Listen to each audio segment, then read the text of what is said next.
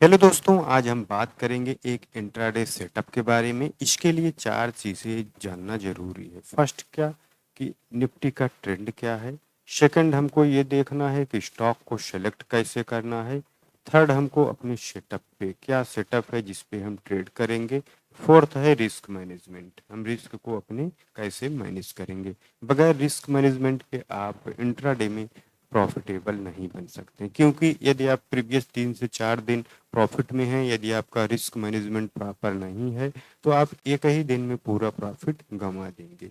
तो आइए हम क्रम से इसके बारे में देखते हैं। सबसे पहले हमको क्या देखना है, निफ्टी का सेटअप निफ्टी का ट्रेंड देखना है कि निफ्टी का ट्रेंड करंट में क्या है। अभी देखेंगे लॉन्ग टर्म में निफ्टी का ट्रेंड अप है, लेकिन अभी आज का जो सिनेरियो देखेंगे निफ्टी में कंटिन्यू सेलिंग देखने को मिल रहा है। तो हमको शॉर्ट टर्म में जो निफ्टी का ट्रेंड है उसको देखना है, क्योंकि जो इंट्राडे ट्रेड होता है उसी दिन हमको बाई करना होता है और फिर उसी दिन हमको सेल भी करना होता है। तो निफ्टी का करंट में जो ट्रेंड होता है हम उसी को फॉलो करेंगे। अभी देखेंगे निफ्टी ओपनिंग के बाद कंटिन्यू इसमें सेलिंग देखने को मिल रहा है।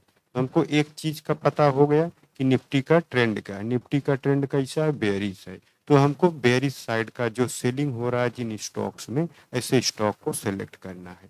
जो भी ब्रोकर आप यूज करते हैं, धन या ग्रो, उसमें आप देखेंगे टॉप गेनर और टॉप लूजर का लिस्ट देते हैं। तो यदि निफ्टी में सेलिंग हो रहा है तो हमको टॉप लूजर वाले स्टॉक को, टॉप 10 स्टॉक को सेलेक्ट करना है। सिलेक्शन के बाद उसका एक वॉच लिस्ट बना लेना है। वॉच लिस्ट के बाद उसको क्रम से आप एक एक करके चेक करेंगे, जिसमें आपका सेटअप मिलेगा उसमें हमको ट्रेड करना है। तो हम आइए अपने सेटअप पे आते हैं कि किस सेटअप पे हम ट्रेड करेंगे। तो सबसे पहले हम देखेंगे कि कुछ जिस स्टॉक में यदि वह बाइंग साइड का स्टॉक है तो हम बाइंग साइड में जाएंगे, और सेलिंग साइड का स्टॉक है तो हम सेलिंग साइड में जाएंगे। अभी देखेंगे प्रीवियस ये आईसीआई बैंक का 5 मिनट का चार्ट है। ये गैप अप ओपन होता है, ओपनिंग के बाद इसमें देखेंगे इस लेवल पे आता है नीचे। इसके बाद एक रेंज बनाता है, लगभग 30 से 35 मिनट इसी रेंज में ये सस्टेन करता है। इसके बाद ये जो हाई लगाता है रेंज का, इसका ब्रेकआउट करता है। ब्रेकआउट के बाद देखेंगे ये नीचे आता है, जो ब्रेकआउट लेवल है उसको टेस्ट करता है। और जो ये कैंडल है, ये जो हैमर आपको दिख रहा है, इसका विक देखेंगे तो ये लगभग नीचे तक आता है। इसका क्या मतलब है कि जो ब्रेकआउट लेवल पे एंट्री बनाए होंगे उनका यहाँ पे एसएल ब्रेक करता है।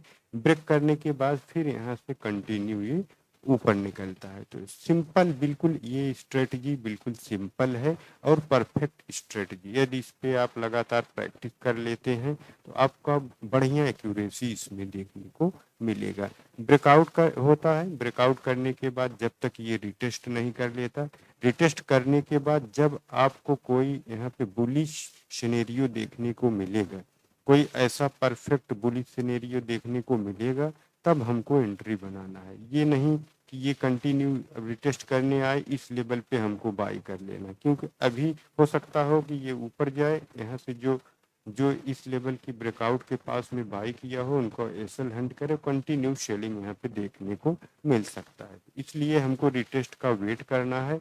रिटेस्ट के बाद जब हमको कोई परफेक्ट सिनेरियो बाइंग साइड के लिए दिखेगा तो हमको एंट्री करना है। अब एंट्री के बाद क्या करना है, हमको एंट्री कब करना है, अब यहाँ पे देखना है कि हमारा रिस्क कितना है।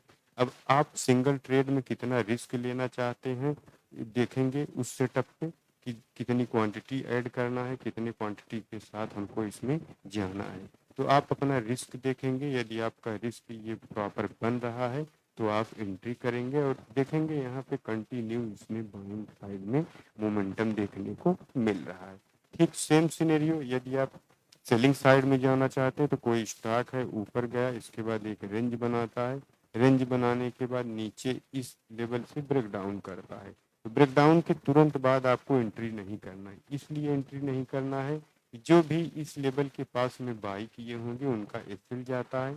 एसएल जाने के बाद कुछ लोग इस लेवल के पास में अपना सेल साइड का पोजीशन बनाएंगे, यहाँ पे अपना पोजीशन शॉर्ट करेंगे। तो उनका एसएल ब्रेक करने के लिए एक बार इस लेवल को रिटेस्ट करेगा या जहाँ पे उनका एसएल है जाएगा, उनका एसएल ब्रेक करेगा। इसके बाद वहाँ से लिक्विडिटी जनरेट होगा, फिर कंटिन्यू वहाँ पे सेलिंग देखने को मिलेगा, जैसे आप इस सेटअप में बाइंग साइड में देख रहे हैं। इसके बाद आपको क्या करना है कि आप अपना रिस्क मैनेजमेंट देखेंगे कि आपका प्रॉपर एसएल बन रहा है कि नहीं। यदि प्रॉपर एसएल बन रहा है तो फिर आपको नेक्स्ट एंट्री करना है और अपने सेटअप में तब तक बने रहना है जब तक आपको 1:2 का टारगेट मिल नहीं जाता। जैसे ही आपको 1:1 का टारगेट मिलेगा, आप अपना SL cost to cost up trade कर देंगे। इसके बाद 1:2 का टारगेट हिट होने का वेट करेंगे। जब आपका 1:2 का टारगेट हिट हो जाएगा तो आपको ट्रेड से एग्जिट हो जाना है। तो आपको यह सेटअप कैसा लगा कमेंट करके जरूर बताएं। लाइक शेयर और सब्सक्राइब करें। Thanks for watching.